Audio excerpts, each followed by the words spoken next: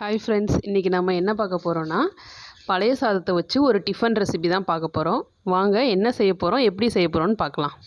அதுக்கு ஃபஸ்ட்டு பழைய சாதத்தை நல்லா மிக்சியில் போட்டு அடிச்சுட்டு லைட்டாக உப்பு மட்டும் போட்டு அடிச்சுக்கோங்க. பழைய சாதத்தை வச்சு நாம் பூரி தான் பண்ண போகிறோம். வாங்க அதுக்கு எப்படி செய்கிறதுன்னு பார்க்கலாம்.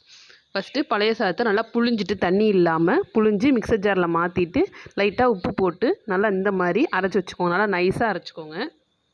மெஷர்மெண்ட் என்னென்னா, இந்த ஒரு கப்பில் பழைய சாதம் எடுத்திங்கன்னா இதுலேயே 3 கப் அளவுக்கு கோதுமை மாவு சேர்த்துக்கோங்க. ஒரு கப்புக்கு 3 கப். நீங்கள் சாப்பாடு அந்த பழைய சாதம் எடுக்கிற அளவை பொறுத்து கோதுமை மாவு வந்து மெஷர் பண்ணி போட்டுக்கோங்க.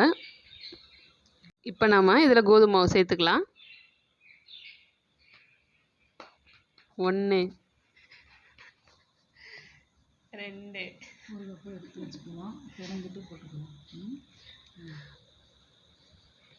ஒரு கப் மட்டும் லாஸ்ட்டாக எடுத்து வச்சுக்கோங்க.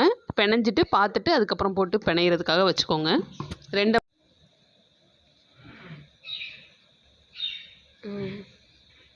நம்ம பழைய சாதம் சேர்த்துருக்கிறதுனால அதுவே தண்ணியாக சாஃப்டாக இருக்கிற மாதிரி தான் இருக்கும் மாவு. நீங்கள் தண்ணி சேர்க்கும் போது ரொம்ப கவனமாக சேர்த்துக்கோங்க, இல்லைன்னா தண்ணி கூடிரும்.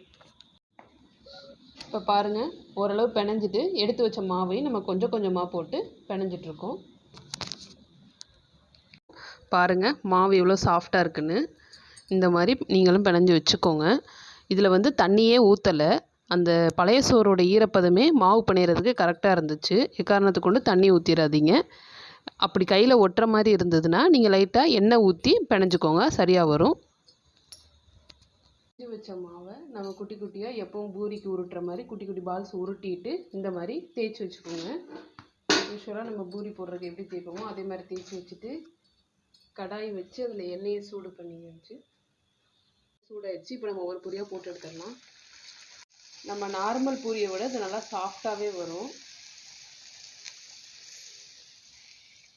எப்படி வருமோன்னுலாம் நீங்கள் யோசிக்காதீங்க, பயப்பட வேணாம். பிணையும் போது மட்டும் கரெக்டான இதில் பிணைஞ்சிட்டிங்கன்னா போதும். பூரி சூப்பராக உப்பி வருது பாருங்கள். நல்லா எல்லா சைடு வேக விட்டு பாருங்கள். பூரி சூப்பராக ரெடி ஆயிடுச்சு. பாருங்கள், எண்ணெயே இல்லை, நல்லாயிருக்கும். இந்த மாதிரி நீங்களும் உங்கள் வீட்டில் ட்ரை பண்ணி பாருங்கள். பழைய சாதம் இருந்ததுன்னா மிஞ்சாமல் இந்த மாதிரி செஞ்சு சாப்பிட்டு பாருங்கள். இதுக்கு ஒயிட் வெஜ்ஜு குருமா தான் வச்சுருக்கோம். காம்பினேஷன் சூப்பராக இருக்கும் பூரிக்கும் குருமாக்கும். இதே மாதிரி நீங்களும் உங்கள் வீட்டில் ட்ரை பண்ணி பாருங்கள். ஓகே ஃப்ரெண்ட்ஸ், நம்ம சேனலை லைக் பண்ணுங்கள், ஷேர் பண்ணுங்கள், சப்ஸ்கிரைப் பண்ணுங்கள். Thank you friends.